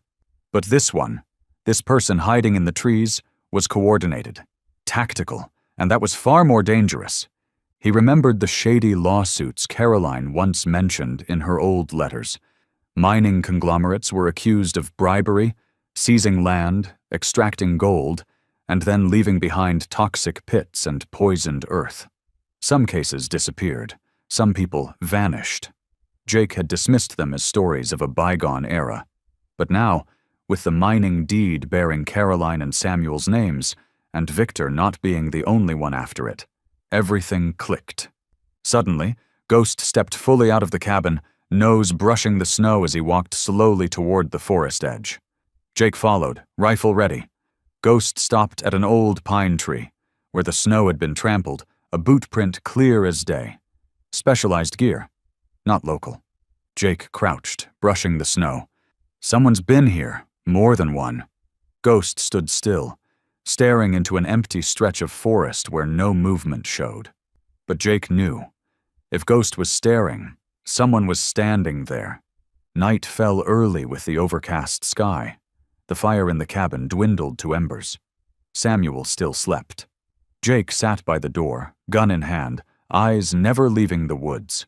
Ghost lay beside him, head resting exactly where the door cracked open, ready to launch in a heartbeat if needed. After a while, Ghost growled softly, not rising but baring his teeth, his chest rising and falling. Jake stiffened. Then, onto the rotted porch wood, something was tossed. Light. Deliberate. Jake opened the door, flashlight in hand. A torn gray handkerchief lay there, printed with the faded logo of Goldridge Industrial Mining Corp., a name Jake had never seen, but had read in Caroline's legal files. One of the corporations under investigation for laundering money and bribing landholders in remote mining areas. They know we're here? Jake murmured. The Ghost growled louder, his body coiled forward, ready to strike. But no footsteps followed. No voices, just a silent, surgical threat. Cold as the snow now settling on Jake's old rifle. Sometimes darkness doesn't need to attack to instill fear. It only needs to appear, at the right time, in the right place, to remind you that you're no longer in a forest but in a battlefield of greed, and your only ally is a loyal dog still guarding every breath, every sleep, every last step you can still trust. The sky was taut. No stars, no slivers of moon, just a heavy black shroud over the forest and its rotting rooftops. The fire in the cabin had dwindled to its final glow, flickering faintly across Samuel's exhausted face. Jake leaned against the wall, his rifle across his lap, eyes locked on the doorway. Ghost, as always, did not sleep. He stood at the threshold, ears pricked, silently watching, his front paws just past the wooden floorboards, as if guarding an invisible line against intruders. Since the handkerchief marked by Goldridge Mining had been tossed their way, even the illusion of peace had vanished. Tension lingered in the air like frost that never thawed. And then, it came. No loud noise, just a shift in Ghost's breathing, from steady to sharp. Jake felt it instantly. He leaned forward, tightening his grip. Ghost gave a low growl, not fierce, not frantic, just enough to say, "Movement. Close." In the next breath, Ghost lunged, no order, no hesitation. Jake only heard the heavy impact, the weight of a full-grown dog slamming into a man, a startled shout, then scuffling, a groan of pain, then choking sounds, as if someone's windpipe had been sealed shut. "Ghost!" Jake hissed, kicking the door open. What he saw looked like a battlefield from his past. Ghost had pinned a man into the snow, his jaws clamped on the wrist that held a knife. Blood began to seep through the man's black sleeve. From the left, another figure charged. Gun raised. Jake didn't think. He fired. The shot cracked through the night. Sparks lit up the snow. The man stumbled, then collapsed. Jake didn't know if he hit the chest or shoulder. No time to check. Another footstep behind the cabin. They weren't alone. They were being surrounded. Ghost released the first man, leaving a deep wound on his wrist that made him writhe in pain, then circled back to Jake. One man, one dog, back to back, moving on instinct. Jake reloaded. Ghost snarled, but didn't leap. He was waiting. A bullet tore through the cabin wall, splintering wood. Jake ducked and fired back toward the glint of metal behind the trees. The echo of gunfire and the hiss of snow filled the air, hot blood mixing with cold breath and gunpowder. Another attacker stormed through the rear door. This time Ghost didn't hesitate. He swerved left, dropped low like an arrow skimming snow, then sprang diagonally, striking the man's knee. The attacker faltered, fell, and was immediately silenced by Ghost's jaws clamping around his forearm. Jake's magazine emptied. He reloaded swiftly, just as he had in Afghanistan. No time to think. Every decision now meant life. Not just his, but Samuel's, Ghost's, and the fragile legacy they carried. A final man, tall, face covered, stepped from the cabin's shadow, rifle in hand. He didn't fire immediately. He aimed. And in that split second, Jake knew he couldn't react in time. Ghost's growl wasn't angry. It was a scream of warning. Jake dove right, pulling Samuel down. The gun fired, but hit no one. Ghost had leaped into the bullet's path. His yelp echoed, long and hollow. "Ghost!" Jake shouted, the cold of war returning like a flood. Ghost lay on his side, blood staining his shoulder. But he wasn't still. He rose, front legs trembling, head held high, eyes fixed on the shooter. In those eyes, no rage, just a vow. "You won't touch what I swore to protect." Jake fired. This time, no hesitation. The last attacker fell, rifle tumbling into the snow like a meaningless toy. Silence returned to the woods. Not the silence of threat, but of a battle ended. Jake knelt beside Ghost. Blood soaked the snow, but the dog still breathed, eyes open, saying, "I'm still here." Jake laid a gentle hand on his neck and felt the heartbeat. Faint, but steady. "Good boy, Ghost. You saved us all." Ghost exhaled slowly, like a sigh of relief, then nudged Jake's palm with his nose. A small gesture, but it held the weight of a world's worth of loyalty. Some battles have no drums, no flags, no medals, just an old soldier, a fading old man, and a dog with the heart of a warrior. In that forest night, it wasn't Jake's bullets that saved them. It was Ghost's warning. Not all survivors are the strongest. Sometimes those who still stand are the ones protected by the purest loyalty the world has ever known. A dog and his wordless love. The snow kept falling. Fine, silent flakes gently covering the smeared blood on the forest floor. Ghost lay pressed against Jake, blood seeping from his shoulder, yet his eyes refused to close, as if with every breath he had left, he must remain on watch, must see every last threat before granting himself rest. Jake pressed a hand against the wound, using his jacket as a makeshift compress. The bleeding had slowed, but it couldn't be ignored. Ghost needed help, and fast. Samuel remained unconscious in the cabin, and out there, someone could still be lurking in the shadows. Before Jake could decide on his next move, a faint engine noise drifted through the cold air, barely audible through the wind, but unmistakable. A vehicle, making its way through the narrow forest trail, heading straight toward the hunting cabin. He sprang to his feet, gun in hand, dragging Ghost inside and shielding Samuel. Headlights pierced through the trees, then stopped. A door opened, and a familiar voice called out, "Jake Winters! It's me, Claire!" Jake froze, exhaling a long breath, as though releasing a weight he didn't realize had been pressing on his chest for hours. From behind the door emerged a figure, strong, swift, Deputy Claire Morrison. Her patrol cap dusted with snow, a Glock holstered at her hip, eyes sharp and focused. She moved quickly toward the cabin, scanning the area like a soldier assessing a battlefield. She stopped when she saw a ghost. Bloodied, bandaged, still defiant. She didn't ask any unnecessary questions. Kneeling beside the dog, she gently placed a hand on his neck, her touch calm and practiced, like someone trained in field medic work.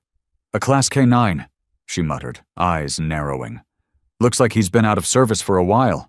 Who the hell did this to him?" Her voice cracked with cold and anger. Jake pointed to the bodies lying still in the snow. "Not wild animals, men, hired to steal mining rights from Samuel. They're with Goldridge." Claire frowned. That name wasn't new. In her years as a deputy in these mountain counties, she'd seen too many land transfers and suspicious contracts, but never enough proof to bring anyone down. Whenever she raised her concerns, Jake had been the only one who believed her. And now, here in the bitter woods, the evidence was laid bare.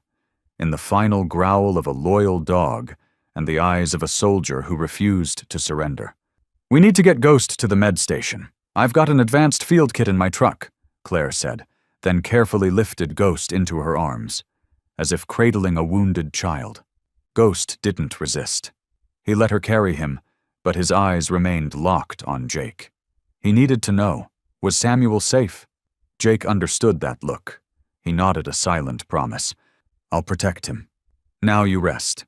Claire laid Ghost on the back seat, whispering to him gently as she worked. "You've done more than enough, soldier. Let us take it from here." At that moment, Jake remembered why Claire was the only person he'd ever trusted in local law enforcement. It wasn't the badge or the weapon, but the way she looked at Ghost, not as an injured animal, but as a comrade, a life worthy of the highest respect. She turned to face Jake. "I tracked the emergency signal. Truth is, I've been tapping Victor's cabin for a while. He wasn't dumb, but not smart enough to cover every trail. And I knew if anyone would risk their life to uncover this, it'd be you." Jake didn't reply. He didn't need to. His nod was enough. Claire's arrival was what Ghost had fought to summon. No one had to say it aloud. They all understood. This wasn't just personal anymore. Claire closed the cabin door and checked Samuel. "The fact that he's alive right now is a miracle, but if we don't get him out of this forest by nightfall, he won't make it." Jake looked to the east, where darkness was finally retreating before the first hints of dawn. They had survived the night, but the real battle hadn't even begun. The force behind Victor, Goldridge, was still intact, and they might already be planning their next move. Ghost let out a low whimper, barely audible, but it was the first sound he had made in hours. Claire immediately began cleaning the wound, while Jake placed his hand gently on Ghost's head. "You did your part. From here on out, we've got this," Jake whispered, his voice trembling, not from the cold, but from emotion. Claire nodded. "We're going to bring all of this into the light, and this time, no one gets left behind." Out in the wilderness, light doesn't always come from the sun. Sometimes it's the timely arrival of someone who dares to believe. And thanks to a dog who never gave up, two wounded souls, Jake and Claire, found each other again, not just as comrades, but as people willing to stand up for what's right, no matter the cost, in blood, in trust, or in all that remains. When Claire triggered the emergency siren on her patrol vehicle, the sound rang out like a wave, shattering the heavy silence of the snowy forest. That piercing wail wasn't just a call for assistance. It was the cry of truth rising from beneath buried lies, a signal to the outside world that here, in the coldest, most forgotten place, someone, and a loyal dog, was still fighting for what was right. Jake stood just outside the cabin, one hand gripping Claire's radio, the other resting gently on Ghost's shoulder. The dog still hadn't left his side. Though his shoulder was wrapped in a temporary bandage, the wound still throbbed. Ghost's legs trembled slightly each time the cold bled through his fur and into the blood-soaked cloth, but he stood tall, head raised toward the approaching sound, like a silent sentinel who would not abandon his post until backup arrived. And then, they came. From behind the icy trails, beams of headlights broke through the thick fog. A convoy, rescue vehicles, police trucks, an ambulance, even a helicopter circling overhead near the ridge. Claire gripped Jake's shoulder, firm, steady. "They're here!" Victor, the man who had once threatened them, who had burned down a cabin to destroy evidence, was found less than 100 meters from the shelter, slumped beneath a pine tree, severely burned, groaning, trying to crawl away in vain. He no longer raged. He no longer denied it. He was just another man consumed by his greed. Officers swarmed in, handcuffing Victor and the other surviving attackers. Some were still dazed from the night's fight. One had deep bite marks on his wrist, left by Ghost. Undeniable proof. The forensic team photographed the scene. Rescue workers stabilized Samuel and loaded him onto a stretcher, quickly administering fluids and wrapping him in thermal blankets before placing him in the ambulance. Jake walked slowly to Ghost. The dog lay down, not because he collapsed, but because, for the first time since that blizzard night, he allowed himself to rest. "You don't have to stand guard anymore, Ghost," Jake whispered, kneeling beside him. "We're not alone anymore." Ghost looked up, his eyes still bright, but now not from vigilance, from peace. He had seen what loyalty had achieved. A man saved, a truth revealed, and a soldier who once turned from the light, learning to trust again. Claire stepped forward and knelt by Ghost, gently stroking his forehead. "We owe you more than any medal or praise could ever express." Another officer approached them and said to Claire, "We found the documents. Mining rights signed by Caroline Winters, Jake's grandmother. It's all legal. If it weren't for him and this dog, we'd never have known the truth." Jake didn't speak. He simply placed his hand over Ghost's paw, a soldier's hand, rough and worn. A dog's paw, bloody, trembling, but steady. In the snow, that bond spoke louder than any vow. Sometimes justice isn't brought by guns or power. Sometimes it arrives with a faint scratch at the door in a storm, with eyes that never stop believing, and a soul that once served, and once again stood to protect, not with words, but with every step through the snow and every bite that tore through the night. In the small interrogation room of the county sheriff's office, under the dull yellow glow of an overhead light, Victor Raines sat hunched forward, his wrists cuffed. His face was pale, not just from the burns still bandaged across his neck and arms, but from the irreversible collapse of everything he had spent a lifetime scheming for. Across the table, Claire placed a thick case file down. She didn't speak right away. She just looked at him, a silence heavy with weight, as if offering Victor one final chance to choose how he'd be remembered, as a gold claim thief, or as a man who betrayed his own family out of a hatred handed down like an heirloom. Victor lifted his head. His eyes, once cold and arrogant, were sunken now, rough around the edges, though they still tried to retain a glimmer of the man who refused to give up. "I suppose you've read the old man's journal by now?" Jake, watching from behind the one-way glass, heard every word. Beside him lay Ghost, still wrapped in bandages, his body at rest, but his gaze sharp, alert, like a soldier who'd never abandoned post. Claire nodded. "We didn't just read it. We have the original deed, and Samuel's statement, the man you illegally held for months." Victor sneered, a smile that wasn't quite mockery, but certainly not surrender. "You know, that land used to belong to my grandfather. Then the war came. Samuel, with his soldier's badge and promising smile, held it for him, and never gave it back." Claire opened the file. Inside was a photocopy of the wartime deed, signed by Victor's grandfather. It clearly stated, temporarily transferred to Samuel Whitaker during wartime, with the condition of a 50-50 profit share if ever mined. Joint ownership, Victor, not theft, she emphasized. Victor scoffed. Maybe for him, but to my father, it was betrayal. He died poor, while Samuel lived quietly, writing memoirs, being invited to veterans' talks. And I grew up watching my father drown in bitterness while no one cared. Jake stood in silence. For the first time, he felt something more complicated than anger. Not sympathy, but the understanding that unhealed pain can become a fire that consumes everything it touches. Claire wasn't about to soften.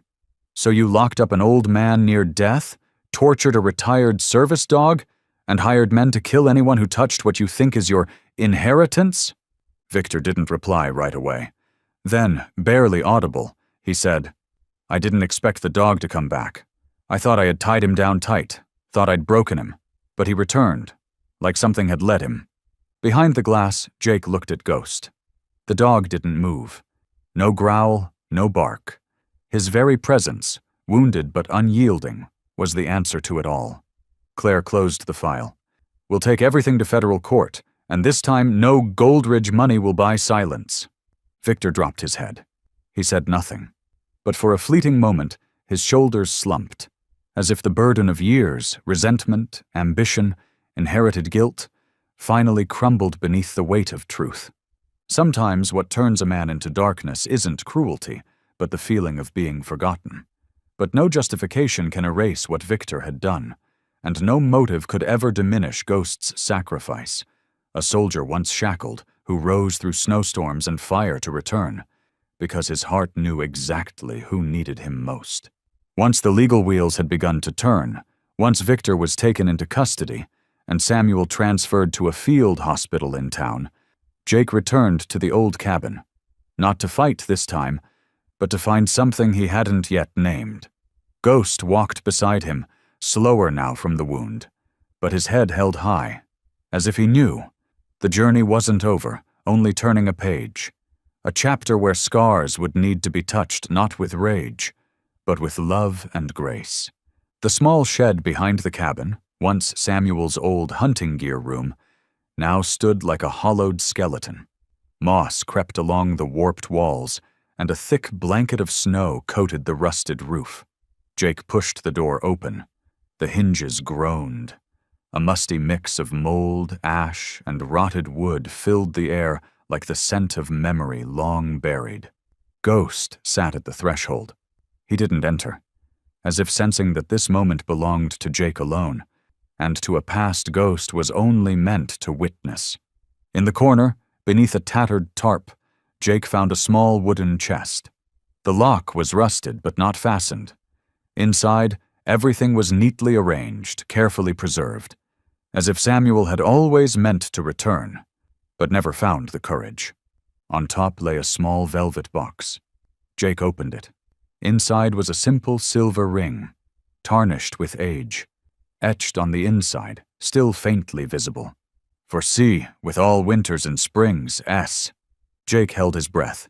He knew who C was, Caroline, his grandmother, the woman he had only known as a devoted wife, a strong mother. She'd never spoken of a soldier she once loved, never said she waited through bitter winters, or that she nearly had another future. Beneath the ring were yellowed letters. Jake's hand trembled as he picked one up. The faded brown ink was still legible. Dearest Samuel, and I kept my word. I never forgot. Among them, an old photograph, torn at the corner but still clear. Caroline, young, hair tied back, standing beside a man in uniform, arm draped over her shoulders. The snowy hills behind them unmistakable. The soldier, undeniably, was Samuel. Jake was speechless. What he had believed lost to war, to time, to silence, was still here. Kept safe by love that never demanded to be known, never needed a tidy ending, only to not be forgotten. He turned to Ghost and gently called, "Come here." Ghost stepped in, not quickly, not slowly, and sat beside Jake. His eyes settled on the photo. No bark, no movement, but Jake felt it. Ghost, too, was seeing that past. Not with words, but as a companion, a soul who had borne witness to more than anyone ever knew. Jake placed the ring and the letters back into his coat pocket, not to hide them, but to carry them. A piece of memory passed down, not to live in regret, but to live on more whole. "She waited," Jake whispered, his voice unsteady, "and he never stopped holding on."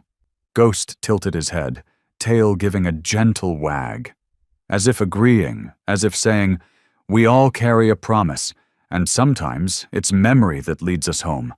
Not every love needs to end with a wedding or a lifetime together. Some loves, quiet, deep, enduring, survive war, misunderstanding, and the long years no one speaks of yet still exist, in a tarnished silver ring, in letters never sent, and in the eyes of a dog who was not just a witness, but the keeper of all the things humans had forgotten." When Jake stepped out of the old shed, his hand still holding the letters and the tarnished silver ring, the snowfall from the night before had ceased. In the eastern sky, a soft streak of pink began to stretch across the silvery gray mountain heavens. There were no sirens, no city sounds, only the gentle hush of wind through the pines and the faint sound of Ghost walking quietly beside him, his paw prints forming a steady line across the snow. Jake stood still, eyes on the horizon, where the first light of morning touched the roof of his grandfather's old cabin. Once a place of isolation for a wounded soldier, it had now become a starting point for something new, a life no longer in hiding, but choosing to stay. He knew now he couldn't return to the city, the place of car horns, anonymous calls, and sleepless nights. Cities had no room for memory, no quiet for souls that needed stitching back together. But here, deep in the forest, by the fireplace, with Ghost, he had found what war and pain had once stolen: safety and silence, healing without words. Samuel, now recovering after weeks of care, had also chosen to remain in the mountains. He lived in a small room renovated beside the cabin. Jake rebuilt the roof, reinforced the wooden doors, lit the stove every morning, and planted a few rows of vegetables near the porch. Life wasn't lavish, but it was full of things that felt real. Things that didn't need wealth or prestige to be meaningful. Ghost was no longer just a dog tethered to painful memories. He was a true companion. He had his blanket beside the fireplace, but every night he curled up at Jake's feet, sometimes shifting slightly whenever Jake stirred. He no longer growled at night, startled at small sounds, because he knew that here the past had passed, and the man he had risked everything to find would never leave him. Each morning they walked the edge of the woods together. Jake no longer carried a rifle, just quiet steps. Ghost would occasionally stop to sniff a patch of grass or glance back to make sure Jake was still there. And so they walked. Two fractured souls learning again to trust peace. One day, Jake brought out Caroline's letters and read them aloud to Samuel, out on the porch. Samuel sat in silence, his eyes dry from years of aging, now pooling with quiet tears. "She didn't forget," he said, voice rough.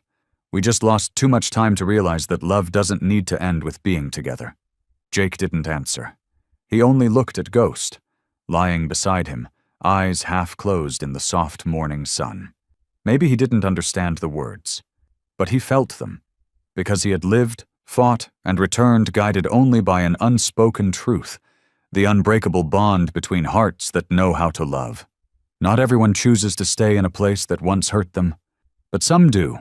Some dogs and some people, because once they've found the right person, the right place, they know they'll never leave again. And sometimes, a simple life, by a wooden chair, with loved ones nearby, and a loyal dog at your feet, is the greatest thing a soldier who had lost everything could ever find again. The early summer sun spilled gently through the small window of the old cabin, casting long shadows on the faded wooden floor. Jake sat at a humble desk, a freshly signed contract before him. The mining rights would be leased to a non-profit organization that supports veterans and retired service dogs. Not because Jake needed the money, and certainly not because Samuel sought recognition. They did it for a much simpler reason, so that what had once been lost would never be forgotten again.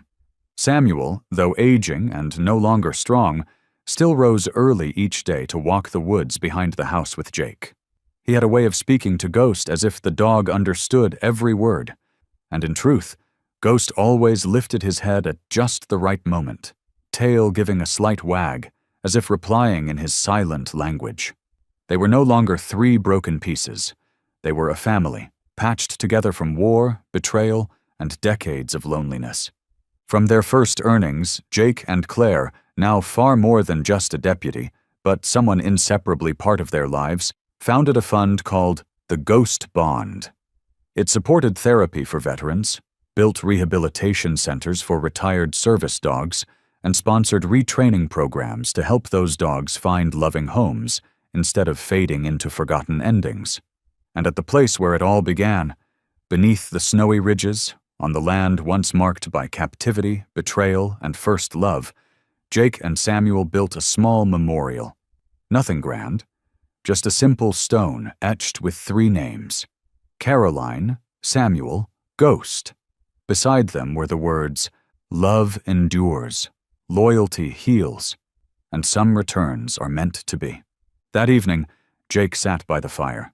The glow lit his face, no longer hardened by sorrow. Ghost lay quietly on the wooden floor, not from weariness, but because he knew his long mission had ended. And now he could rest, here, in the place where the people he loved had found one another again. His large head rested on Jake's leg, as always. The flames danced in his eyes. Not the eyes of a wounded warrior, not the panic of a dog lost in a snowstorm, but the calm of one who had fulfilled the greatest role of his life, to bind three wandering souls into a whole. Jake gently stroked his head. No words were needed.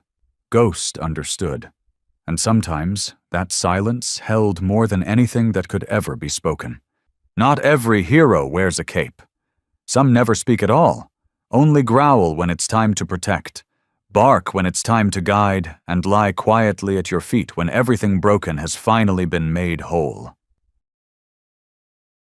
Perhaps the most extraordinary part of this story isn't the gold mine or the truth revealed after decades. It's a dog, once unknown, named Ghost, who found the right person, the right moment, and the right place to save not just a life, but everything that seemed lost: memory, family, and faith in love. 3 generations, a promise left unsaid, a heart once broken by war, and a dog once abandoned and tortured, all found what everyone longs for: a place to call home. Have you ever met a dog who changed your life, like Ghost did for Jake and Samuel? Share your story in the comments. We'd love to hear it. And if you believe stories like this are worth sharing, don't forget to like, share, and subscribe. Let's keep finding each other through tales that heal. Thank you for watching till the very end.